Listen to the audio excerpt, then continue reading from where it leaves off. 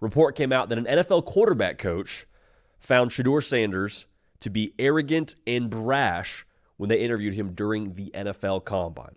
Now, we're at that part of the year during this whole NFL draft lead up where there's a bunch of different things said about different prospects, some of it true, some of it untrue. This to me was really fascinating. Not that surprising, but really fascinating that it came out how it did and when it did. But we'll unpack it right now together. So make sure you're subscribed if you're a Colorado fan. If you're a college football sicko, just make sure you're dialed in here. We appreciate you so much for that. I think there's 3 things that could be happening here with this report.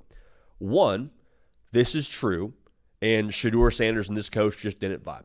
Entirely possible. Second possibility, this isn't true.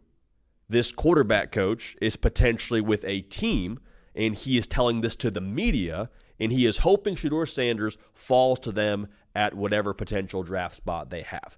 I think it's interesting that this was said to a media member. This wasn't something that stayed in-house. Things get out when people want them out. So maybe, just maybe, this is a little bit of some chess happening. I don't know. The third possibility, which is probably where I land the most, is that Shedeur was just being Shedeur Sanders and didn't land with the quarterback coach, whatever, ball up top. Like, again, this isn't surprising. To call Shedeur Sanders arrogant and brash, you know what he didn't call him? Disrespectful. Didn't call him unprepared, arrogant and brash. Have you seen Shedeur Sanders? Have you watched my guy play football? It's one of his superpowers. Like the confidence that he has is a big reason why Colorado turned it around from 4 wins to 9 wins from his first year to his second year. I hope he's a little bit arrogant, a little bit confident in himself. You need that in the quarterback. You need that in sports and life, period. And also, going back to this is not surprising. You're telling me that you didn't know Shedeur Sanders had a little bit of moxie, a little bit of extra juice to him. Allow me to read you some lyrics from a song that he has. Got them baguettes up on my neck, I stay shining. It's never hot around my jewelry, change the climate. I went and got that Maybach, I stay grinding. Like, does that sound like someone who's unsure of themselves to you? Is that someone that's maybe like trying to keep a lower profile? This is who he is, man.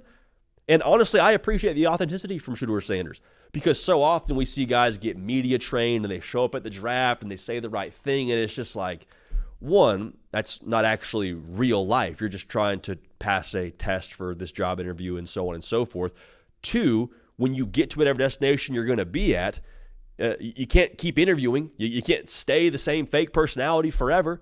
And whoever drafts Shedeur Sanders, you draft Shedeur Sanders, the person and the player, you embrace all of it, man.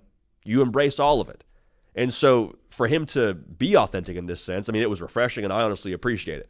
Last thing I'll say, though, about the brashness before we move on to some other parts of this conversation, isn't that exactly what you want the new face of your franchise to be? That you're assuming now, if Shedeur Sanders does, in fact, become a part of your team and has to turn you around in his first season as a starting quarterback, don't you want someone with insane belief in themselves and confidence in all of those things? Like, this also isn't really all that new for high-profile, high-performing athletes. Deion Sanders is his dad. Like, Randy Moss is the same way. Cam Newton's the same way. Aaron Rodgers is the same way. He fell, quote-unquote, in the draft. And that's my thing with this. Now, moving on to the way it impacts him in the NFL draft, I don't really care where he gets drafted. Like, if he does fall out of the top 10, okay.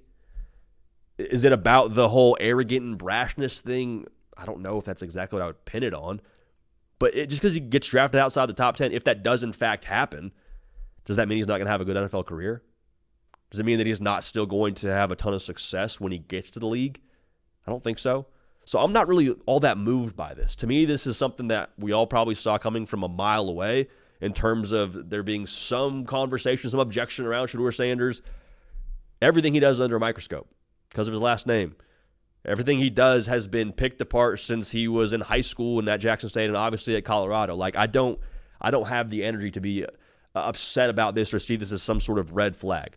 I do think that possibility of maybe the quarterback coach trying to get this out there for the media, hoping that he slides to them at whatever pick they are, is an interesting thought. But overall, man, like, this is a complete nothing sandwich. Shedeur Sanders, breaking news, confident, arrogant, brash, all those things. Yeah, we all know that, watched college football for the last 2 years. We know that's how he operates. And if he wasn't, I don't think he has the success that he has, and his team doesn't have the success that they have on the field these last 2 seasons.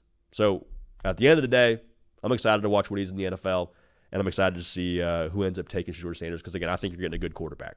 Make sure you're locked in here. Make sure you are subscribed. Appreciate y'all. Love y'all. We will keep this party rolling, and we will see y'all next time.